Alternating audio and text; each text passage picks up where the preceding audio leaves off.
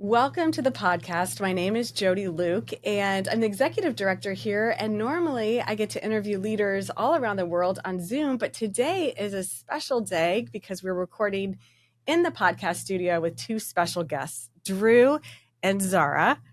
It is actually astonishing.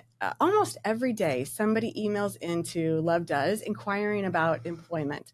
And it's both humbling and heartbreaking because the people that are emailing in are typically overqualified, but we have a really small team. And so much of it is just timing, kind of like life. But I thought with all of the curiosity, it would be interesting to talk with a staff person here. We hired Drew several years ago on a part-time basis, and then it very quickly, because he did such an awesome job, became a full-time plus kind of job. And it coincided in the fall of 2021 with the influx of Afghan refugees.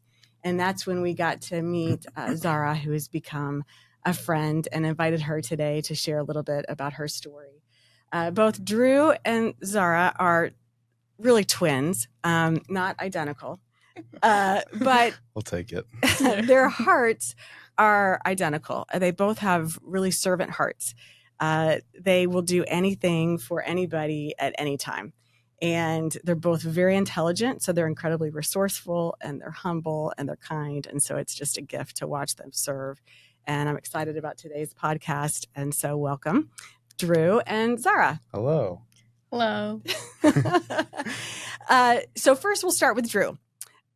This was your first job out of college, and I know you had thought that you would be going to law school, and so you were studying for the LSAT. So why did you reach out to Love Does, and has it been what you expected? Yeah.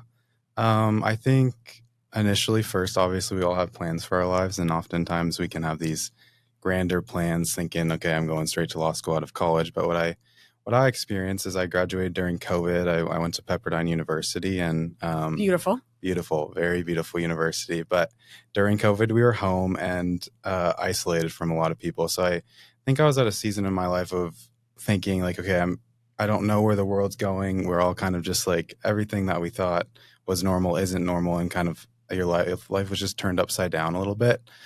So I thought about going to law school, and then recognized like I need to be around people. I miss being with people. So COVID was a very isolating time, especially for college students.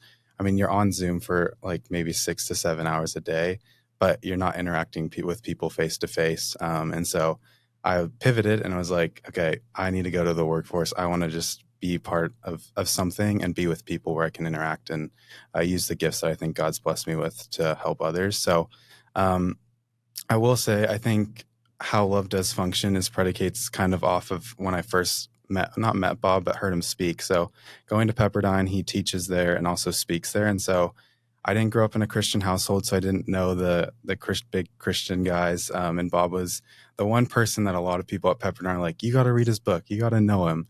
And so I was like, okay. So when this faith kind of speaking event happened at Pepperdine, me and my friends went. And I remember something so that still impacts my life today is Bob was speaking about this idea of living a life where fear no longer dictates your decisions that you make. And so I remember like he's on the stage and he gets like up to the very edge of the stage and he's like, what if every day, instead of living life in fear that you're on the edge, instead you take the next step of faith into whatever God's called you to do. And so it kind of takes you out of that acting out of fear mode and into the faith mode. And I think what I've seen at Love Does and with a lot of the leaders around the world is we have these awesome, incredible leaders that are actually doing things out of faith instead of fear. And we're not afraid to say no to things. And I think now where we're at today, and it's been about 3 years, we're seeing the fruit of what our yes was, even to the things a lot of people might be like, you're crazy to do that. And we did step out in faith to a lot of programs, and now we're seeing the fruit of it. And I think that was one of the biggest life lessons is how do you operate out of faith instead of fear? So yeah, because we're not afraid to say yes. Yeah, no. Either. No. But people adore Drew. I mean, it is true.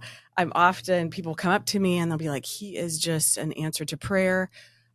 Very often people want to set you up with their daughters. They've brought you on stage and they want you, it's really wild. In fact, it's always positive, except for I think when we were at San Quentin, And the guys there were like, "Oh, I met your son." And I was like, "What? He's not my son. We're colleagues. We're the same." That's when I realized I'm a lot older than, because you probably could be. But anyway, all that to be said, they really do. They love you. And I think we talk a lot in Love Does about Matthew 25, which is the hungry and the thirsty and the sick and the stranger and the naked. And don't forget those that are in prison, also widows and orphans. Mm-hmm. But that there's something special that happens in those places. And I think you've encountered several people in those spaces, and the way that you just connect with them, it just gives them so much peace and hope. But what is it about you that always has wanted to help? Has that been something from the time you were little? And what has it been like for you to be in some of those spaces and places? Yeah, I think I made two big decisions in my life. The first one is giving my life to Jesus and following his commandments, and what he calls us to do is to love, and especially with Matthew 25 is serving those people, the hungry, the sick, the strange, those in prison, the naked. Those are the people that you're essentially serving Jesus. So that was a big decision in my life. And the second one is my senior year of high school. I was well, there's senior like yearbook awards, and so me and this other classmate of mine in the senior class, we were nominated for most likely to charm your parents. So Oh I my told gosh, this is a myself, new story. I didn't even know this about you. Okay. so those, I would say I told myself, okay, like other than the Jesus thing, I'm always going to live up to the charming. I mean, it hasn't landed me a wife yet, but I eventually, right? I think eventually, He's but available. yeah. Well, okay. Well, all right. Okay. Yeah. Yes. Great. So yeah, I think in a world that's dying for authenticity, I think following Jesus is the one way that makes you a pretty authentic person. And I think integrity in a person is one of the most important things. If you don't have integrity, like what do you have? So yeah, I mean, that's Yeah. how I'd respond. So Zahra will get to you. But so at the very beginning, you are hired really to expand our domestic programs. And, that was food, and then help out with some of the prison programs. And then quickly it became offering some resources to refugees. So can you describe a little bit about those programs and then along the way, how it was kind of impactful? yeah. So I remember first getting hired on, and I think it was a couple months before that someone had donated a food truck. And one of the biggest projects was, I think Love Does at the time was primarily serving people internationally. And you can love your neighbor afar, but how do you love your neighbor also nearby? And so I think that was yours and Bob's vision to like, let's go out into where our headquarters are and impact the people in that community. So we had the food truck, we had the keys, we had some connections to nonprofits in San Diego. So obviously we had to find the hungry people, and then we got to find the food to go provide the hungry people with food. So it was a journey, I'd say. I think we had some mishaps. We had a few gallons of milk. Mm-hmm. Yeah. Anyway. Yeah. So in the beginning, it was very humbling, and I think I had a little bit of imposter syndrome of like, oh man, I don't want to mess this up. And I think the very first time, and I laugh at it now, is we didn't have the connection to the food bank yet, but we had connections to Costco, and so I didn't see the quantity. Like you saw the quantity, but you didn't see how much and how big of something that you ordered. So I'd ordered like milk, rice, and beans, and we're talking like 10-pound bags of rice and beans that then I'm supposed to go give out to the people at Monarch School. And I remember the first time we were doing distribution, and they're like we can't even carry it all because it's so heavy. So I laugh at that, but. Yeah, so it started with the food program. Then we got connections with Urban Life and Monarch School, helping homeless families and low-income families throughout San Diego. Kind of got the program streamlined through partnerships with Feeding San Diego and also the San Diego Food Bank, which really drastically lowers the cost of operations to feed people. And then as it kind of grew, we became closer with other organizations in San Diego as well. And one of the big needs was in 2021 when the influx of Afghan refugees started coming into San Diego, is we had a lot of refugees that were hungry. And so I remember, and this will kind of go into Zahra's story later on, is we were asked to help start feeding Afghan refugees. And one of the first families that we actually got to serve with food was your neighbor Zahra, who we love dearly, the Razulis. And so from there, it started just stopping at their houses, like kind of like Amazon food program. And then they all started getting moved into hotels through the government and other resettlement agencies. And then I'd get calls from a lot of the Afghan refugees that we knew, and they're like, we have a lot of hungry people. We don't have enough county assistance financially to get food. Like, can you come? And we're like, well, I remember looking at it, we're like, should we just do it? Like, let's do Yeah. it. Yeah. And so quickly then, obviously, we started going to hotels. I think at the max capacity a weekly, we were doing about 300 families weekly. And that was really a remarkable time because you saw like humble beginnings of just like we had Annie or like Riley or Ben, like just helping out with those simple things of getting the food to the people. And just like it took two people or three people sometimes, and we had great volunteers of just being like, hey, I'm willing to go help and serve and feed them. So quickly we learned on San Diego, like on different task force in San Diego, that our food program became the largest food distributors to Afghans and Ukrainians in the span of 2 years. And they asked for the model. And I think the model of our food program, I think that was one particular question that I was like, a model of the food program. It's yes. And it was like, yeah, you can have it. But I'm like, we just go to the food bank and we're just packing bags and distributing. So yeah, started with the food program. And then fast forward to San Quentin. So we've gotten to do a lot of new programs with the incarcerated men at San Quentin Prison. Specifically, we started an educational scholarship program. I remember we launched that. And there's some cool statistics behind that, is that 5% of the incarcerated have a college degree. So 95% don't have any kind of post-high school education. And I think education into the incarcerated is a huge thing, because for every $1 invested into the incarcerated for education, the American taxpayer saves $5. So definitely what worth a stat. it. I love it. So definitely worth it. And then we started a Christmas gift program where a lot of times you learn in prison that these men have families outside of the prison walls, whether they're kids, their moms, their parents, like anybody. And so those relationships matter, and a lot of the times I think the kids suffer the most in that situation. And so we found a way of how do we like give the men inside of our class an opportunity to still showcase their love for their families and for their kids, and just to, I think it teaches a simple little thing of like, hey, even though I'm still in prison behind bars, like I still love you as a dad. And so that was a remarkable program. And then we did our Dream Tank program. It's like a Shark Tank, but how do we empower the incarcerated to know that the impact of their lives isn't just stuck inside the prison walls, but it can have ripple effects? And so we've had a lot of awesome dreams come out of that. And just seeing that investing in people is, I think, a way to get them out of some of the darkest places. But I think there in particular, you see the biggest thing is redemption, and seeing how God can use all of our messed up flaws for good. And so I think that's a really beautiful thing. And then, yeah, with refugees, after the food program, and a lot of the refugees were resettled throughout San Diego County, they've gotten houses or apartments, and the county and the resettlement agencies did a great job. But we found that a lot of the refugees that are moved into these places, they had nowhere to lay their heads. Like they would just sleep on the grounds. And so we'd get calls from a lot of the refugees that became our really near and dear friends saying, hey, we're like in an apartment, but I don't have a bed. I don't have a pillow. My kids are sleeping on the ground. Can I get a blanket?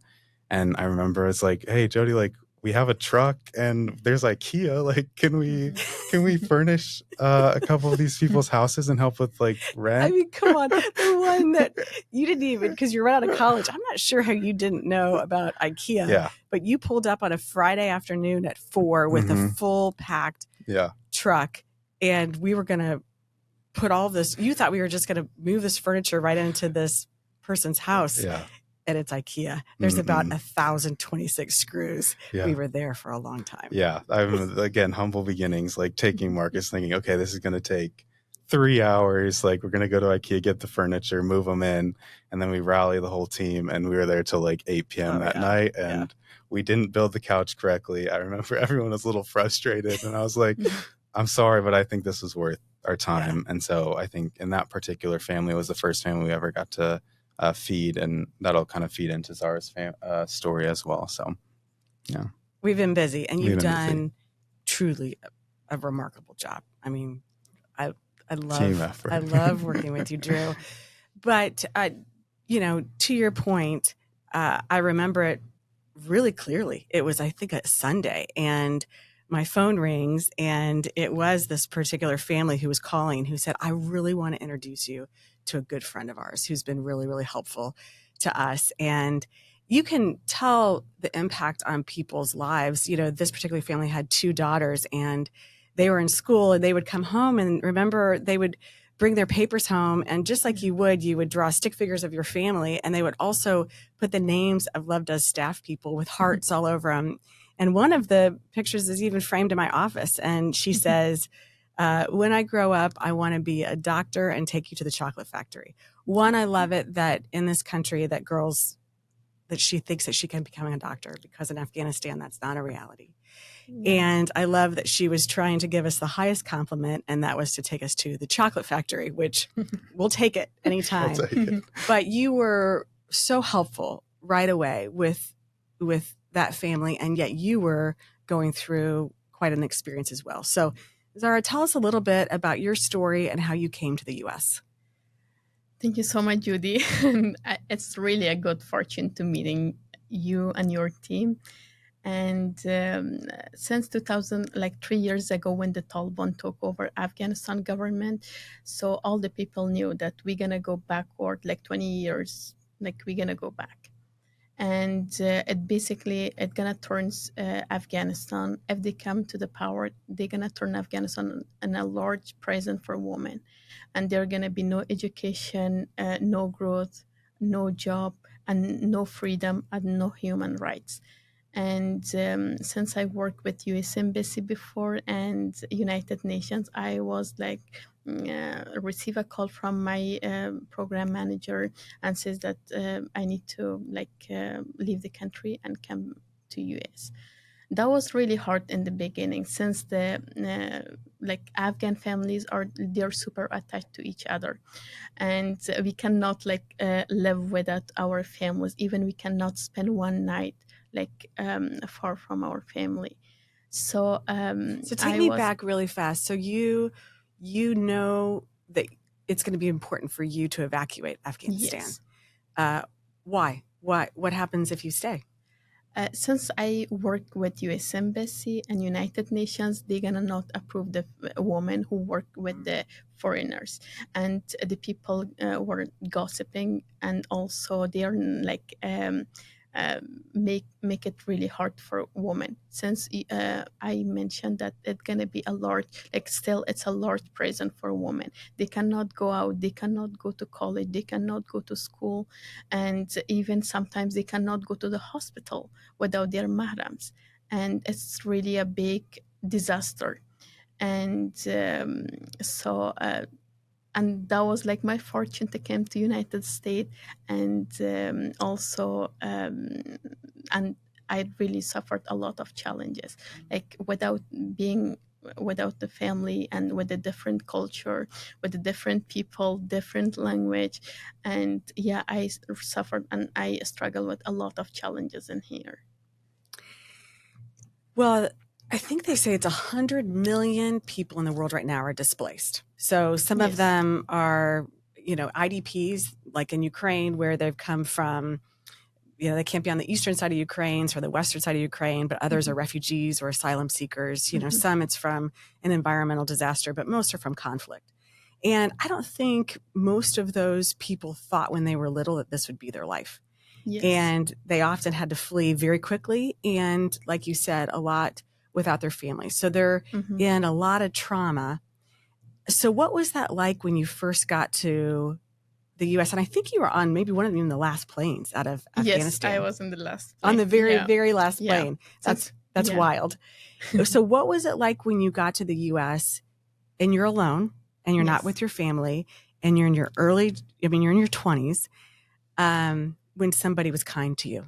What did that feel like? So every people, I was so stressful before, not only for myself, for my family as well, since they left behind the country, and they live in a country who Taliban was in power over there, and that was a big stress for me. And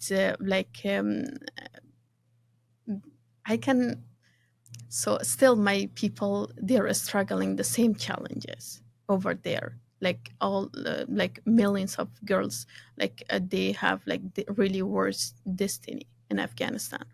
So but then here when I come, I met some Afghan family, and I that was a really big fortune to get to know you guys and your team.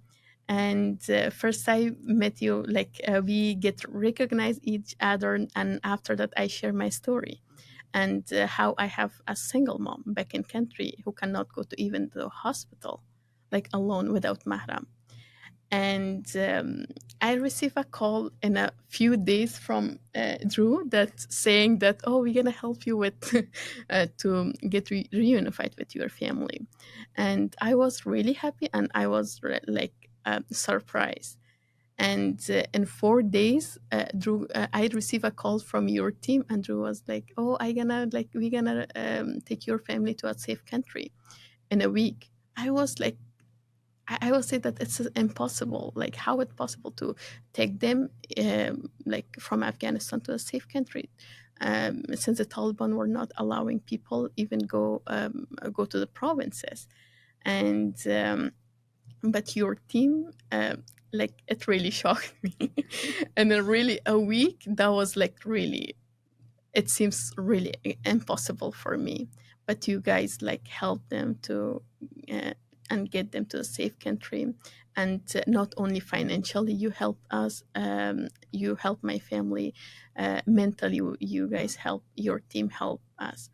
And I hope that there's a bunch of like, it's a big love that team to help like all over Afghanistan. I hope so. And yeah. We are pretty aggressive on the doing part. So we do Yeah. move fast, right, Yeah, we Drew? did, yeah. And some days, we'll come to Love Does and our to-do list looks pretty unique. I'll be talking about giraffes in Uganda. And I remember, Drew, you came in and you were like, I got to find an Airbnb in Islamabad. Like that was even, and you're successful. That's what's wild. In a is week. that it was very quick, and it was very unique to Love Does. But I think we saw the stress right away on you. You had all sorts of even health problems just because you were wearing it. And I think about, my daughter, if she was all of a sudden in a foreign country, and I mean, it was very stressful, and it was. Yeah. That being said, this was a long process. We could talk about it now as if it all came together fast, but there was a lot of uncertainty and there was a lot of unknown, and it took years. What was it like when you all were reunified? And it was a long journey for them, and it was stressful, and there was some danger involved. But what was it like when you all were finally reunified? So when I first met them, like my family, like I felt that I'm dreaming right now. And that was not a really simple happiness. That was like more than that, more than happiness. And I felt like I saw the heaven on the earth. Like it, how I feel like on that time. Like even in a month, I was not able to believe that they're in here. Yeah. There are a lot of refugees that have come to the U.S. in the last couple years. And so there's people now who have refugees that are going to school with their kids, or they're in their neighborhoods. What are some really practical things that people can say to just engage in a relationship, or practical ways that people can help right now? So for now, like in the refugee community, so I know the people, they need to set a goal for themselves, for their family, for their kids. Either if it's education for themselves too, if either it's education, like advanced employment or business or whatever, they need to they need to work with the government, with the nonprofit organization. They need to go and knock all the doors, and because there's a really amazing, like unique organization like Love This Team, And government is providing a really huge grants and opportunity for the refugee community, especially when the refugee they are coming to United States. Like they're providing like resettlement services, like they are like paying for their house for their utility. Like they're helping them, like education is for free in here, so they can go to college, they can go to university for free. And especially it's free for refugee community. And also if you want to if a refugee want to open a business, it's also for like the government is helping them. So I'm saying that US is land of opportunity, they need to use it. And government is like providing great services for this community. What does it mean to you and your family to have these opportunities here at this time? So at this time, I'm also going to college, and yeah, I'm like studying political science, and my family also they're all going to. My mom, my two siblings, they are going to college for ESL, and next year they're gonna start like college, and like for some core and general subjects. And my brother, he's going to high school, and yeah, we are using this opportunity. You're taking advantage of it. Mhm. We But are taking that advantage. being said, it's a really beautiful thing to see you all together, because Yeah. there was a lot of, Yes.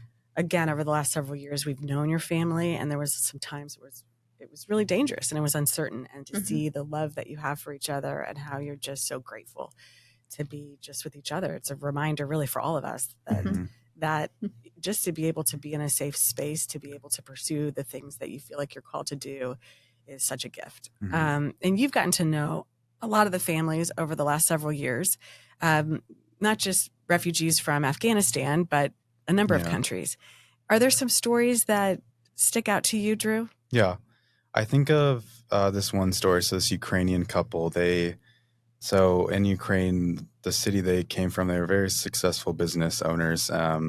That the husband had, they're not married yet, but they are going to get married. I know it. Anyways, Maxim and Irina. So Maxim had a barbershop in Ukraine, and then Irina, she does esthetician for like eyelashes, eyebrows. So those kinds of things. But they had a successful business in Ukraine, and then from the war, their town was kind of leveled out. They lost everything, no money, just kind of like their entire future just demolished from the war. But they came through Tijuana, and so I think they brought with them like 2 pieces of luggage, and then Maxim had packed up all of his barbershop stuff, so his clippers and just like all the normal things that most barbers have. And it was stolen. So on his way from Tijuana to here, it was stolen in Tijuana, and he lost. I think that was like the one piece of hope he had left, and he had lost it. And so they come to America, or San Diego specifically, with I think he had $100. And I remember getting a call from another partner saying like, hey, can you put them in temporary housing for a little while? And so we said yes. And I met them in Point Loma, and I just remember seeing the look on their face of like obviously so much stress and trauma and just unsure of the future. And he mentioned to me that he had lost his clippers and had gotten completely stolen. And so we put them up in a hotel, I think for a week before the resettlement agency could find them a sponsor to live with. And I remember coming back to the office like, oh, Jody, like, I think we need to get him like just a simple pair of clippers, I think might mean the world to him. And so we got him, I think, a decent pair of clipper. I didn't get the cheapest ones. I did get him a decent pair from Amazon. And when we gave him that pair of clippers, I remember just like the look on his face of like, oh my gosh, like someone cares about me. And two, like, I think I can do this. And so fast forward, they ended up getting resettled through a sponsor here in San Diego, lived with them for a little while. And his biggest dream was obviously he wanted to start a barbershop. And moving from Ukraine to the United States, oftentimes your licenses for certain things, they either transfer over, they didn't.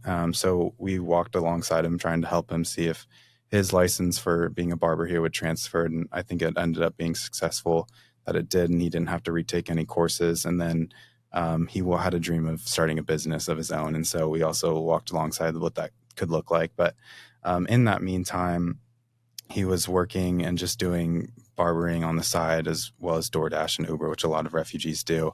But he's building up his own clientele. And then eventually, through working, they were able to get their own apartment in Mission Valley. And then fast forward a couple months, he gets his business license. They're both doing really well on the clientele wise, like just business is booming, and they were able to secure an apartment with like a below kind of business section.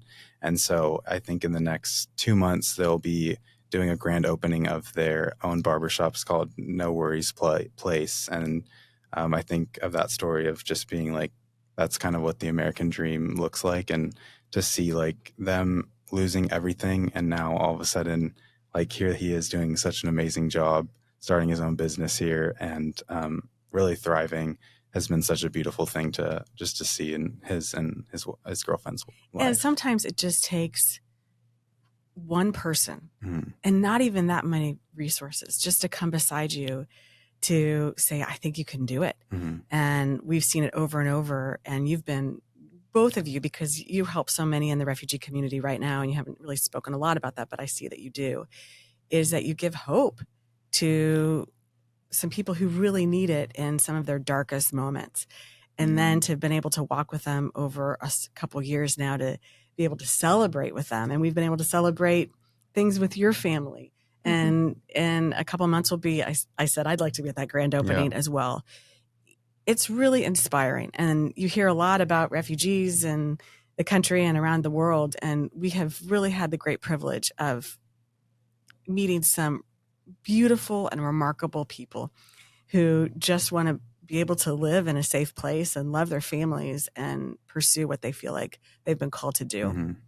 And so to be a part of that has been just absolutely beautiful, I know, for our Love Does team. Mhm. But what do you hope for the refugees here who may never be able to go back home? And what do you hope for your home country of Afghanistan and the girls there? So, if you're like far from your hometown, it feels like you lost some precious thing, and like it feels like nothing is like everything is strange for you, and especially you're gonna like I hope like all there is no war, no like freedom, like they need to like the people should respect for human rights and peace.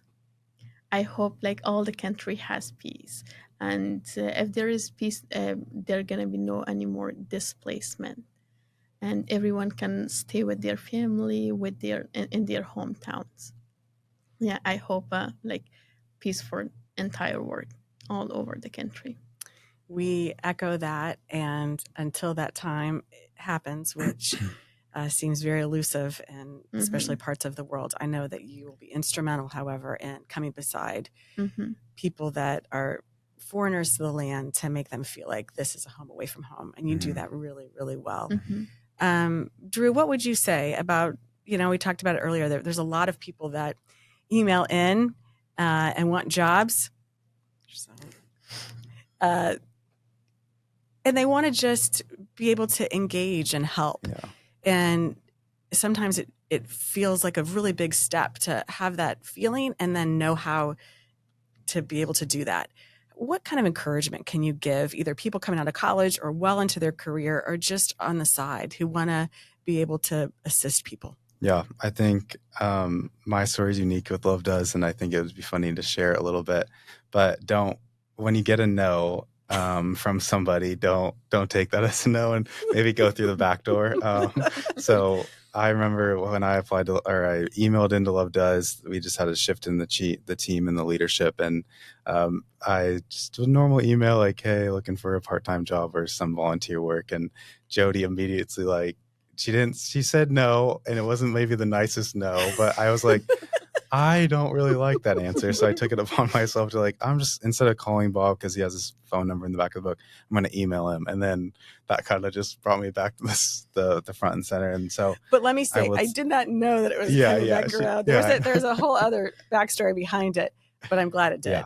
But what I'm hearing you say is, don't give up. Yeah. So don't give up. And I think opportunities will arise in all of our lives, and I'd say yes to all of them. Just like you never know what experience might plant something in your heart, or might, I don't know, bloom into something really beautiful that you had no idea. And oftentimes I take this from Proverbs 16:19, is the heart of man plans his ways, but the Lord establishes his steps. And that's been kind of a verse for this year of, and just in general that I've reflected on, is like, oftentimes we can have these grandiose plans for our lives, but it's the Lord that's sovereign over our lives, who those plans are the ones that come to fruition. And so for me, like, being here and this opportunity, and I could have gone to law school and maybe done really, maybe I will still go to law school, who knows, but I could have gone in that season and I could have thrived. But I think for such a time as this, like, God's had us here for a specific purpose, and it's pretty evident. And even seeing and meeting some of the most resilient people like Zahra and her family has been such a privilege and a gift. And so, yeah, I just encourage anybody to, if they're wanting to serve, like, just walk out the door. There's going to be a ministry opportunity, whether that's with a church, a nonprofit, or another organization that you're passionate about. But the opportunities are out there. You just got to go after them and go for them. So There's been a lot of days that we come back at the end of the night, particularly with the refugee families that we've gotten to know. Hanif, I know there's just so many.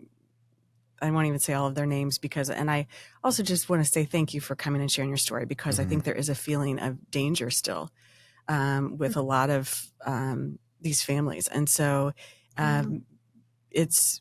you're more reticent to want to share your story. And so the fact that you would even come and share a little bit about your story, we're really, really grateful. And we take it as a gift, all of the families who have trusted us enough to share some really remarkable things that they have been able to endure. And now we get to celebrate some of the successes with them that much down the line. But we're really grateful. And I've talked about this before, but you often hear the phrase, it's the thought that counts. yeah. And it's actually really not, because if you never act on it, nobody will ever know. If you think of something, but you never tell them, or if you never actually do something about it, it really lost the impact of what it could have had. I had a new friend I was just talking to this week, Paul, and he said, one of the reasons I think this organization resonates with so many people after the book is that it's not, as he said, love thinks or love thoughts, it's love does.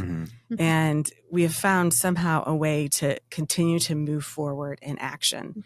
And you both are great examples and pictures of that, whether it was a bag of food or some sort of proposal or program that you have recommended to people, or sharing a meal or a resettlement.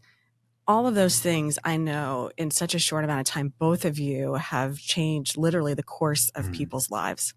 And you should be really proud of what you have accomplished and how you've chosen to spend your time so generously and courageously oftentimes. And I think your impact will be enduring. And through it, I think you said it, it's like it just gives long lasting hope. Yeah. And hope is the anchor for the soul. And so I count it just as a huge gift to know you, to be able to work with you, and really to call you friends. So thanks for sharing today. Thanks for being on the podcast. And if you want to know more about how to get involved, you can email Drew at lovedoes. And I'll be the dream crusher now. .org. But, thank you. Thanks for sharing everything today. Thank you. Thank you. Hey, everybody, it's Bob Goff here. I've been part of this great caper called Love Does for quite a while. And I want to thank you for listening to this podcast. If you want to have some more information about Love Does, you can go to lovedoes.org. You could also email hello@lovedoes.org. Thanks for listening to the podcast. Here's the important part. Do something, whatever that is. Don't just agree with what you heard. What's your next courageous step? See you later.